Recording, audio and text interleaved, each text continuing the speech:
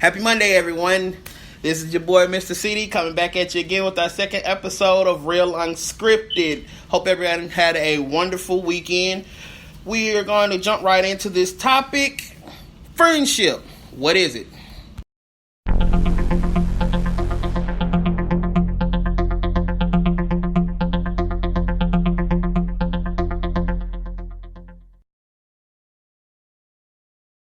All right. I have a special guest with me today. One of my very close friends, Sharita. Sharita, say hi. Hi, everyone. And I had to use her for this topic because I haven't known Sharita that very long. But I have been able to go to her for pretty much anything that you can pretty much think of. When it came down to me going through my divorce, she was there. If I needed money, she was there. Picking up my kids, me picking up her kids, anything, she has been there and I have been there for her. So with this topic, it's something that's real dear to both of us. So Sharita, starting off, what is friendship to you? Friendship is I think an equal balance.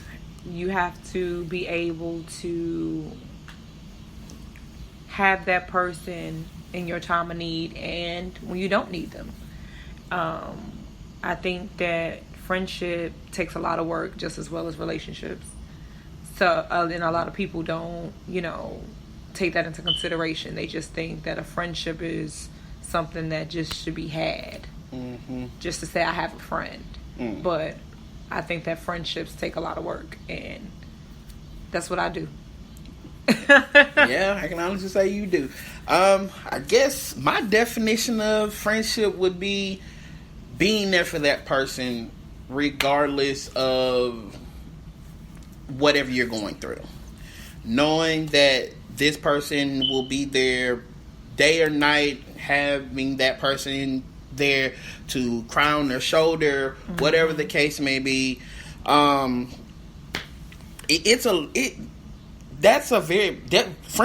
it has a very broad definition because it can mean a number of things. Yes. You have your platonic friends, you have your boyfriends, your girlfriends, mm-hmm. and at the end of the day, they all mean something different and everybody looks at friendship differently. Yes. Go ahead. I would say let's touch on friendships where where you said it's the broad definition, right? Right. I have friends where I felt like they were my friends when I needed them. Or when they needed me. But for me, I don't really ask for much, and you know this. Yep. So when I do, I expect the same friendship that I gave you to be given back to me. So you want that same energy reciprocated, pretty much. Pretty much. And I think that's what we all look for, whether it be a friendship, relationship, or whatever the case may be. Mm-hmm. We all look for that same energy to be reciprocated, and a lot of times we don't give that. We don't get that out of the people that we call friends, and a lot of times I think that people have those people that are truly there to they want to see you succeed. Mm-hmm. They want to be able to help you. They thrive. Actually, you have people that thrive on just, being around you. Mm-hmm. But, you have those friends. Well, I wouldn't even call those people friends. I call those people associates. Yes.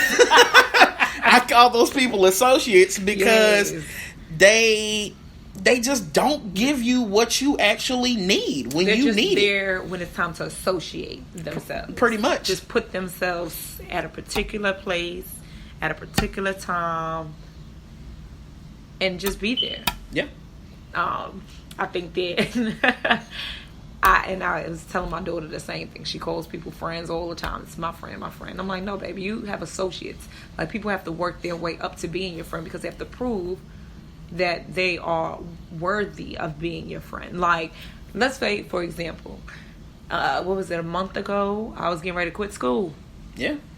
Because of you, I didn't quit school. Right. Because it was rough, just even and that's just one example of being a friend, of it had nothing to do with you. It had no benefit to you. Like me being in school doesn't do nothing for you. No. You know, but when you see your friends going through certain things and you want to uplift them at all times, be that support system, because a lot of people, their friends become their family. Yep. You know, and some people have family that are not even friends. Yeah, true.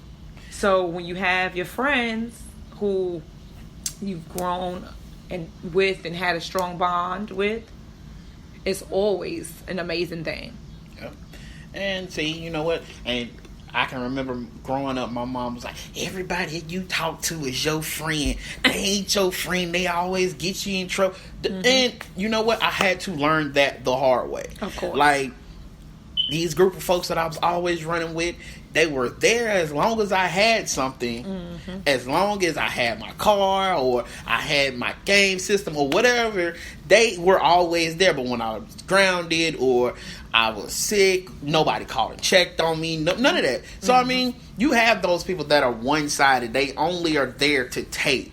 Yes. And I think I touched on this in my last episode. You have those people in your life that they only take from you. They never give.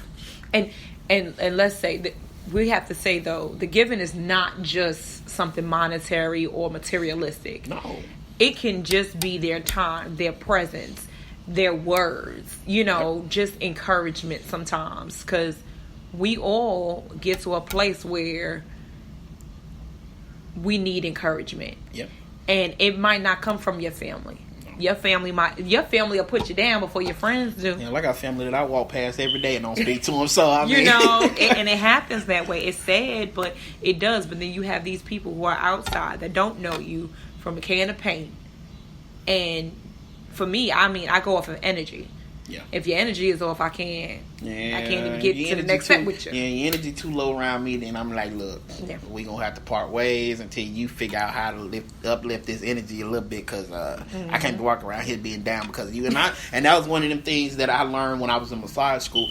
Transfers of energy is a real thing. It is. Like, if you always have that person that you call a friend and you always go into them and, you know, you tell them your problem, and every time they always, oh, well, girl, I think you need to leave him alone, or they always got negative. Something negative, that's going to bring you down. I didn't call you for that. Exactly. Like, I called, like, true enough, don't get me wrong, I called you for you to be real with me. Yes. I called for you to be honest with me and truthful with me, but the thing is, it's the same way in a relationship. Don't try to give me just a negative all the time. Give me something that's going to uplift me. Give me something that's going to be beneficial. Give me some advice to where, if you're going to give me advice, give me a solution to, you know, give me a couple of solutions to the problem. But you don't have that anymore. Yeah. We don't have too many. No one is genuine unbiased or either. genuine anymore. Or genuine, yes. Nobody's genuine anymore. We done fell off that bandwagon. And I think with, I guess, because of the age of technology and the social media age that we're in now, you don't have too many people that are actually going out and hanging with these friends. They feel like, oh, well, as long as we can Snapchat each other, or as long as we can DM each other on Facebook or go live or whatever the case may be, that's what they go off of. That's what they go off of. And I'm like, how do you know this person? Oh, I met him through Facebook. Have y'all even hung out? Yeah. No. Like, that's crazy, man. How are y'all friends is the thing I'm trying to figure out. All right. So I guess we touched on this a little bit earlier before we even started this. Before we started the show. Yeah. Do you think that men and women can be friends without anything sexual going on? I do. I am a firm believer. As long as you two have a mutual understanding. Now, granted, once you get to know somebody, sometimes the feelings get involved. Of more of a caring aspect, but I also do believe that in any relationship you should be friends before anything. That's the only way for it to last. Yeah. But I do believe that men and women can be friends in a platonic friendship. I mean, it just depends on the person. It just depends on the people. Yeah. You know what I mean? Yeah, I mean, I have two best friends. One I met when I was, back in 2015. I met her. And when I say she's been my A1 day one since since then, I can call this girl for anything. I can talk to her about anything. She's going to give me her unbiased opinion. If I'm wrong or if I'm right, she's going to let me know. Then I have a friend that I've been knowing since she was 10 years old. She's married. We don't talk as much, but I know it doesn't matter how long we've gone without talking. She's still going to be there. Yeah. True enough, I can honestly say the one that I met, when she was 10, we tried a relationship thing or whatever the case may be, but it didn't work. But my other friend, I've never looked at her in that way. Yeah. And when I say that the girl is gorgeous, the girl is gorgeous. She on the beach right now in Miami right now in a whole bikini, and I'm seeing this on... I'm trying to be like her when I grow up. I'm looking at her on Snapchat and on Facebook, but I don't look at her like that. I look at her as just my friend.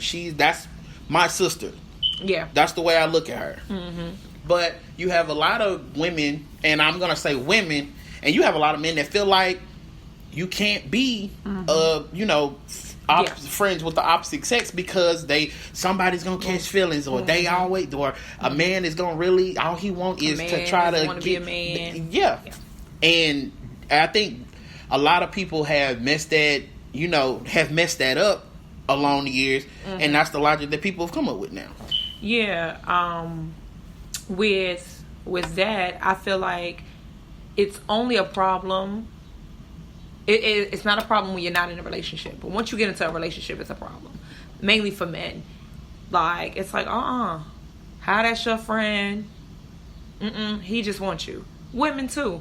Nah, she just wants you. And don't let y'all have, like, a strong bond and y'all be clicking. Yep. The woman's going to feel some type of way. But as a woman, me speaking as a woman, I mean, I'm not like that, so I can't really say that. But I have seen it to where... they get in their feelings. Oh, but why she gotta be like this? That's the relationship that they had. Yeah. That's the relationship that they've been developing.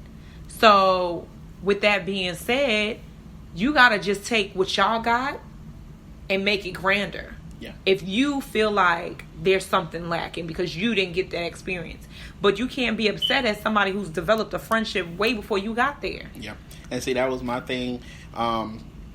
I literally had to sit my ex-wife down and let her meet these people. I'm like, look, I understand, I tried this relationship with one, but I mean, like I said, like I told her, these people are, if me and you go our separate ways today, they are still going to be here for me. My friends. Yeah. They're still going to be here for me. They're still going to be my friends. And I'm not going to cut off, especially not a almost 20-something year relationship with the person. And I'm cutting this friendship off, and then you decide that you want to go your way. 3 months down the road, now I'm stuck without a friend, and she no longer wants to talk to me because I let something as petty as I guess I'm gonna say being insecure. It is insecure. You being insecure, ruining a perfectly good friendship when there's nothing really going on. Insecurity and jealousy. Because they go hand in hand. Yep, yes, they do. They go hand in hand. I've been experiencing that in this past relationship that I speak on it. That I have definitely cut off. Like, I kept saying, you're showing jealous tendencies. Like, these are friends of mine. Knew them before I met you. And me, I love my friends like my family. So I'm not cutting my friends off because you upset how our relationship is. I'm not doing that. Because if they've been there through thick and thin, times are hard, you best believe they ain't going nowhere. Because at the end of the day, look at where we at now. Yep. We're not together. Right. But my friends are still going to be there. Period. And I kept saying, you just being jealous. Right. No, I'm not. I ain't jealous. I ain't a jealous type of person. I could spot jealousy around the corner. Right. Okay. So with that being said, we're going to go to a short commercial break, and we'll be right back with you.